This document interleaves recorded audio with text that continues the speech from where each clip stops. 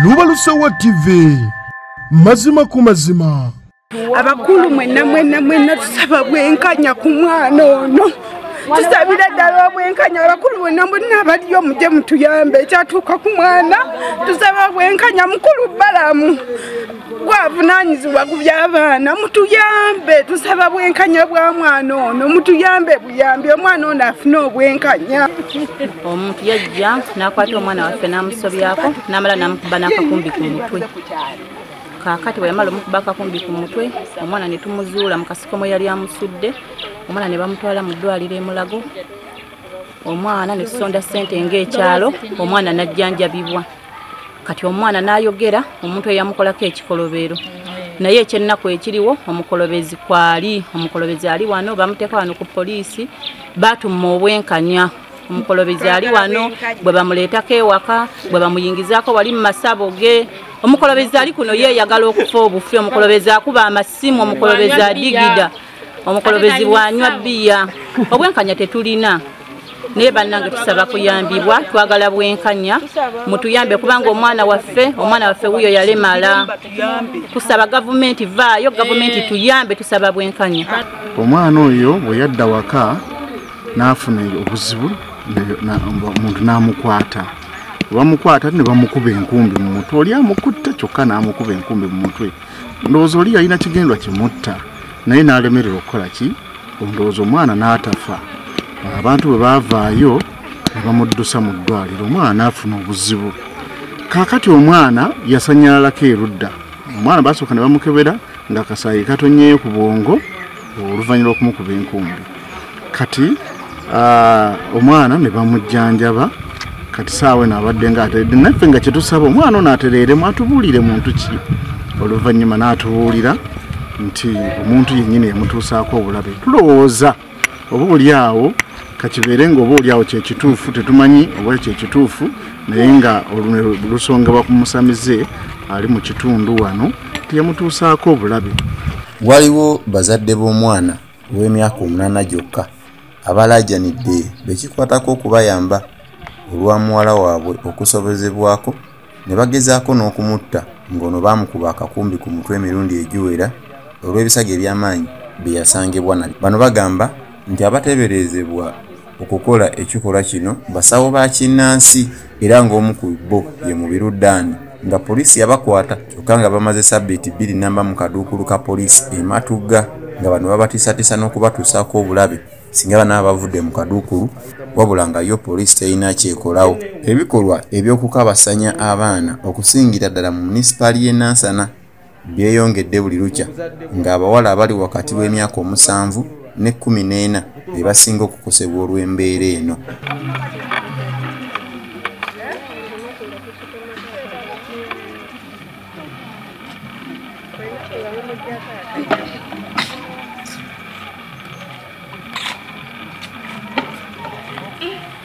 Omuwala ono bwe tutakulaze bwenyibwe wadde gwe tutagenda kugamba amannya ge alina emyaka 8 gyokka egy'obuto nga bazadde be bawangalira ku kyalo Ssanga mu ggombolola y'Egombe mu munisipaali y'e Nansana.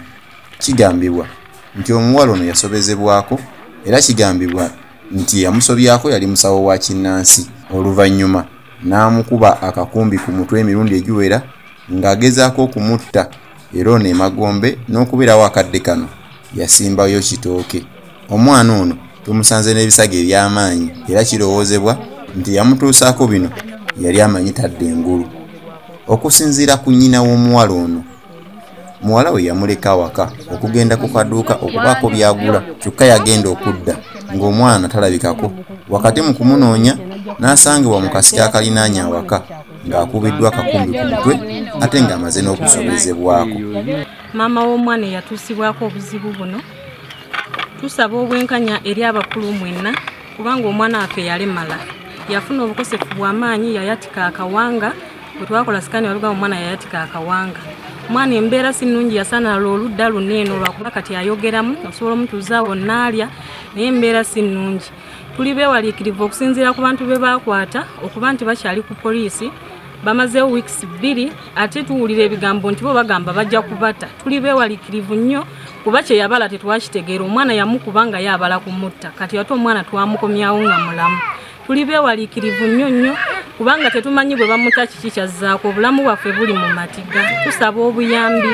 Chairman w'ekyalo we baamutusaako amawulire gano wano wonna wakayita ennaku nga 3 nga yakajja okulaba omwana. Kintu kimaze kumpi mwezi mulamba. Yakajja okulaba omwana n'atubuuza nakaawo ebintu ebitonotono. Tuli beewalikirivu nnyo kuba tetumanyi kiki tuzzaako. Abasibe tusuubira saa yonna nga bajja kubata. Omusajja gwe baakwata gwe tutebereza okubanga yakola ekintu kino yajja ewaka nga twakakomawo mu ddwaliro. Yasooka kutukubiranga amasimu olunaku lwe twatwala omwana. Okuva twatwala omwana paka kiro saawa 10 nga ayagala okutegeera ebifa ku mwana. Bwe tukomawo ewaka olunaku lwe baatuta mu ddwaliro ne tukomyawoko omwana ewaka. Najja ewaka ku makya zaali saawa 2 n'atugamba ebigambo bino. N'atubuuza omwana ne tumulimba nti omwana twamuleseyo mu ddwaliro. N'atugamba omwana mulekayo mutya mu ddwaliro biki. N'atugamba nga ayagala tumuwe engoye z'omwana. Ze omwana ze yalimu nga bamutusaako obulabe. Ye n'atukakasa nti omuntu yakola ekintu kino amumanyi. Kati najja natamunayimira watanka n'agamba jjangu tugenda n'amugamba tugenda n'agamba jjangu tugenda. Kati netugenda kati nga nze ndowooza nti oba akuteeye 10 nti oba waliyo kyagenda okuntamirayo oba ng'ekyokulya. Kati nze nendowooza kati netugenda netuyita emabega w'ennyumba yaffe. Kati netugenda kati netutuuka. Kati nze nali nga ntunudde eri nga njagala kulaba oba waliwo abantu abayita ewaka. Kati nakola ki nankuba enkumbi ku mutwe nemaliza nanzizaako endala. Taata w'omwana ono yagamba nti muwala we bwe yatereeramu ensonga zino yaziroopa ku poliisi e Matugga era n'ekwata abasajja 2 okuli Dani Mubiru. Kyokka ng'ekimweraliikiriza kati ziweze sabbiiti 2 nnamba nga abasibe bano bakyali ku poliisi e Matugga. Nali nze siriiwo nga ndi safaali nga nankamalayo ennaku nga 3 ne bankubira essimu nti omwana tebamulaba. Bwe bankubira essimu nti tebamulaba ne bagezaako okunoonyanoonya. Bwe banoonya beetoloola ennyumba bamusanga ali mabega mu kasiko emabega y'ennyumba y'ensula. Awo bamukwata ne bamutwala esanga ne bamugoba nga already batutte omuntu nga mufu ne bamutwala ebbombo. Bwe bamutwala ebbombo ne bamugoba ne bamutwala emulago. Emulago ebbombo bamukebera nga omwana bamukozesezza bamukubye enkumbi ne bamwabya omutwe akawanga nga kaguddeyo. Kati ab'ebbombo nga tebasobola kukola sajjale oba sajjale nga tebagirina ne batusindikawa emulago. Emulago ne tutuukayo kale twamala ennaku nga 3 omwana tebamukwatako. Olunaku olwokuna ne bamutwala mu theatre ne bamukola sajjale. Kati emulago tumazeeyo omwezi nga mulamba nga tuli mulago nga tulinda omwana okudda engulu atuwe information kiki kye yalaba. Omwana wazze engulu ayogedde n'agamba omuntu. Jjukira waka waliwo engeri ya neighbor yajja n'ajja enkumbi mu sitoowe wange gyensula n'agikozesaako wali ku muzigo gulwasula. Kati wagikozesa yagireka mu maaso ge. Awo mu maaso ge kati n'agamba nti n'avaawo n'agendako essanga. Teyagenda ku mulimu, yagenda mu Fortbed wane Kwedridge. Wagenda Kwedridge wayitawo bagamba wayitawo akaseera katono. Oli omusajja n'afubutuka emabega y'ennyumba bw'ati. Najja n'apikinga enkumbi ono gy'alese wano yennyini. Kati wapikinga enkumbi eyo ono omwana ng'ali wano mu fumbira afumba kyayi. Kati omwana yali amanyi nti omuntu ono mutuuze amanyi ayitawo buyisi akozesaako waka ayitewo. Kati ne yeesigama ku ttanka omusajja oyo gwayogera. Wamubuuza n'amuyita jangu omperekereko. Kati wamugamba nti nze nedda sigenda nti jangu kati omwana alowooza agenda waliwo kyagenda omuwa jjukira emabega eriyo engeri y'omuti gwa ffene ng'amanyi oba agenda mutemeraku kuki ffene. Omwana atuuka eri mu kasiko atunula alabe nti eno gyalese tebairayo muntu ayingira mu nyumba. Ono yamulabiriza ng'atunudde eri n'amukuba enkumbi egyo n'agwa ku ttaka. Kati wagwa ku ttaka ono yalowooza enkumbi eyo afudde. Kati n'addako wali ebbali n'atuula. Watuula yatuula n'agamba n'akuba essimu n'abeerako omuntu gwakubira essimu n'amugamba munaye omulimo ngumaliriza newodde ewaka guwedde. Kati awo wenabirekera omwana weyakoma okutegeera. Wakoma okutegeera kati tulinze wano nga twagala omwana ani oyo aba eyamukima waka wano nga kyetwagala. Kati omwana atereddemu amazima nga Shaidi ajja wano. Shaidi wajja waliwo yatugoba mu nyumba n'agamba bondekera omwana. Bwe tumulekera omwana walabika waliwo bye yamugamba. Wamugamba ebintu teri kye yatugamba nga ffe Shaidi n'agenda n'addayo. Kati wayitawo yajja wano nga ku ssaawa nga 5 n'amukolako interview wamala then n'agenda. Wayitawo olunaku kati enkeera ku ssaawa 12 ez'okumakya n'ankubira nti tata ono mubiru mukutte aliwa ali ku poliisi. Kati webaŋŋamba tumukutte ffenaffe ne tudde nebbali ng'olutwagala kujja omwana kiki kyawadde Shaidi naffe ne tumubuuza nga ffe. Omwana n'atugamba bulungi nti omuntu amumanyi eyakola ki eyakwata enkumbi eyo. N'agamba ye teyamumanya amanya nti amanya ge nga tagamanyi naye yatugamba omusamizi owaawali ye yajja n'enkumbi nampita ne tugenda eri ng'amanyi agenda kumpa kyakulya ffene kati kwe kumukuba enkumbi eyo. Nga tebatwalibwa mu kooti bo kye balowoozesa nti wandibanga waliwo akabadi akaagala okubata kuba bano bwe babeera mu kkomera eyo beewera nga bwe bagenda okubatuusako obulabe bwe banaabeera bavuddeyo. Buuza omwana bye yamunyonyola tebabitugamba tuba tuli awo ne batukubira essimu nti omusajja baamukutte naye ng'omwana ye agamba omuntu amumanyi yali mu lugoye nga t-shirt yali myufu ng'eriko enamba emabega era bwe bano n'omwana omutwala ku poliisi yabalaga n'olugoye omuntu lwe yalimu naye kati tetumanyi lwaki abantu abo bakyali awo tebabatwala mu kooti oba owantu bonna tufune obwenkanya eri omwana kuba omwana yakosebwa mulema ate abadde asoma kati guno omwaka gufudde ate tetumanyi wajje bigenda kugwera kuba yayatika akawanga. Kebera bamukebera nga balaba nti omwana bamukozesezza n'empeke ne bazituwa eza pepu okuzituwa omwana akole ki azimire okwavaidinga ayinza okuba nti okukwatibwa akawuka ka siriimu ne bazituwa empeke era nazo weeziri. Omwana gwagamba nti yamukola ekintu ekyo abadde akuba amasimu niwe tubadde mu ddwaliro omwana yatandise okugera n'asaba ng'ayagala engoye ez'omwana. Lwaki asaba engoye ez'omwana ezo ze yalimu ng'ekintu ekyo kimutuusiddwako ayagala ngoye ez'omwana amasimu ng'agakuba yayinza okuba nga yakuba amasimu nga emirundi nga 5 ekiro kyo ssaawa 9:10 ng'akuba simu ayagala kumanya kiki ekiri ku mwana. Kino kitusuuseeko kubanga n'omuntu ono emabegaawo era baali bamukwatako n'omutwe gw'omuntu emabega ne bamugobako n'amala ebbanga nga tali kuno. Kati ate nga ndaba nti mu kino okusobya ku mwana ono waliwo omuntu omulala gwe yali akonekitinga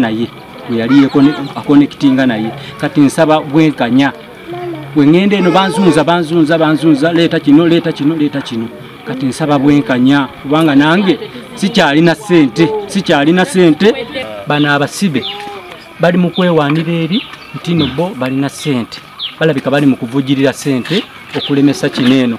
Nze gwe bali mu kulwanyisa sirina sente ziwaayo eri okuba ntino omusango gwange gutambula.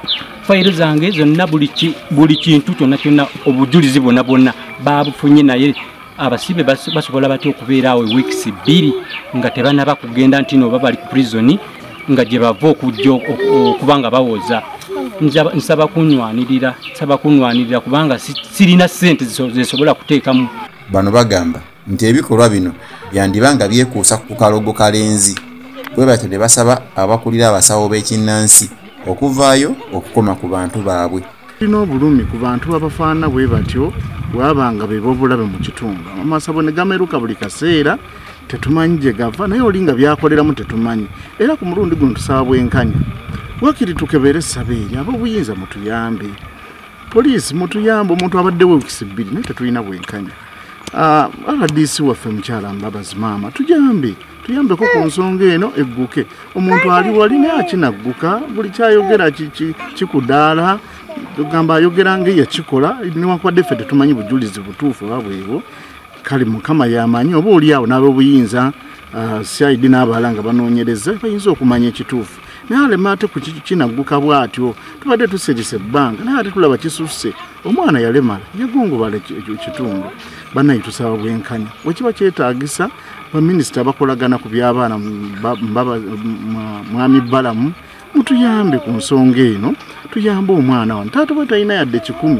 Mwami yajja n'asaba omwana enkumbi. Omwana n'alowooza nti agenda bamutemera ffene engeri gy'abadde ng'ajjangawo ewaabwe nga azannya nabo era ndowooza ng'omuntu ng'alina ky'abala. Olwava okwo lwe yajja n'ajja nga bazadde be tebaliiwo n'amusaba enkumbi. Kwe kumutwala mu kasika akaliraanyaawo ewaabwe mwe yamukubira enkumbi n'amurepinga n'omurepinga. Essaawa eno omwana omusulo gumuyitamu buyisi naye ensonga tezitambula wadde. Ntuufu twetaaga bwenkanya ku mwana ono kubeera we kiva ku oyo kigenda kuwa mulala tekigenda kukomako ono omwana yekka. Omwana essaawa eno embeera gy'alimu si nnungi olw'ensonga okubeera nga wakusibibwa pampa ku myaka gy'aliko bannaayo tuwulira obulumi naffe ng'abakyala. Mutuyambe muyingire mu nsonga zino buli gwe kikwatako ekyabaana n'abakyala mutuyambe. Ntuusa okwemulugonya kwange eri obuzibu obwatuuka ku mwana wange kubanga nze ndi ssengaawe era amukuumidde ewange. Naye okwemulugunya kwe tulimu abantu abazza emisango emitono be basinga okugamba nti bakwasizza nnyo amateeka. Naye abakwatiddwa mu nsonga ezimenya amateeka gennyini ate bo ne balyanga balya butaala. Kubanga kati omwami tumuwulira niwe bamuleeta eno ng'akuba amasimu bamuleetere biya bamukolere buli kimu ng'olaba ali mu mirembe gye naye ng'ate naffe tulumwa omwana waffe afuna obumenyefu bw'amaanyi nnyo. Kati tusaba okuyambibwa omuntu oyo singa bamuggyawo ne waali naye ebbanga ddene nnyo tetumanyi babavuyaavuya bintu byabwe balabe nti bamuta kubanga n'abantu ab'ekyalo batuli bubi bagamba balabika batuwa ssente tugulirira kufuna ssente naye batwagala ensonga zino zigende mu maaso omuntu oyo ayongerezebweyo era bamuwozese mu nsonga kubanga musango gwa kutta. Ffe tuwulira bubi n'omwana waffe kati mwaka guno tasomye tetumanyi ne mwaka ogujja nti anaabeera bulungi. Ebyo bye baffe ebyange nze nga senga w'omwana. Abatuuze bo bagamba nti amasabo gasusse mu kitundu kyabwe era balajanyira ab'ekitongole ekikwatibwako okugoberera embeera eno. Abatuuze era balumiriza ssentebe w'ekitundu kino okubanga yandibanga alina kyamanyi ku nsonga zino kyokka nga naye afuuse kyesirikidde. Obuyambi chairman w'ekyalo we bamutusaako amawulire gano wano wonna wakayita ennaku nga 3 nga yakajja okulaba omwana kintu kimaze kumpi mwezi mulamba yakajja okulaba omwana n'atubuuza nakaawo ebintu ebitonotono. Tuli beewalikirivu nnyo kuba tetumanyi ki kye tuzzaako abasibe tusuubira saa yonna nga bajja kubatta. Ye ssentebe w'ekitundu kino Kaddu Moses agamba nti ensonga zino yazitegeerako wabula ng'agamba obujulizi obuliwo tebulaga nti oba ono yazza omusango era nga bamuteebereza buteebereza. Bw'atyo n'agamba nti ogwawo be baagukola era abasibe ne bakwatibwa ne batwalibwa ku poliisi. Erinnya Kaddu Moses Tujonge, ssentebe w'ekyalo Sanga Sel eri mu Sanga Ward mu Gombe Division tuli mu Wakiso District. Ensonga gye tuyinza okwogera ku mwami gwe tuteebereza nti yakwata omwana waffe oba omutuuze ate era n'amukuba enkumbi ku mutwe. Ensonga eri nti tetunnafuna bukakafu tukyali mu kuteebereza era olw'ebigambo ebibadde byogerwa mu batuuze ate kati bye tugenda tulondoola tukakase omuntu agambibwa nti yalaba ku muntu eyeekookoota bwina amumanyi era mulina kuba kyannaku nti abantu abo bonna ebintu bye twabimanya butuufu byatuukira mu poliisi era ne poliisi yaffe etutwala nga Osibwire Charles twali naye era ntuwuliza ebigambo ebyali biva mu mwami. Tugezezaako kunoonya ku mwogezi wa poliisi mu Kampala n'Emiliano Patrick Onyango okubaako kyayogera ku lukomo lw'essimu era n'ategeeza nti kituufu balina abantu babiri be bakwata ne babasibira ku poliisi ematugga nga bagezaako okutta omwana wamu n'okumutuusaako ogw'obuliisa amaanyi. Wabula n'agamba nti okunoonyereza kwawodde dda ku musango guno nga balinze muwaabi wa gavumenti okubaako kyabawabula n'agumya n'abazadde b'abaana bano nti obwenkanya bagenda kubufuna. Lubalusewa TV, mazima ku mazima.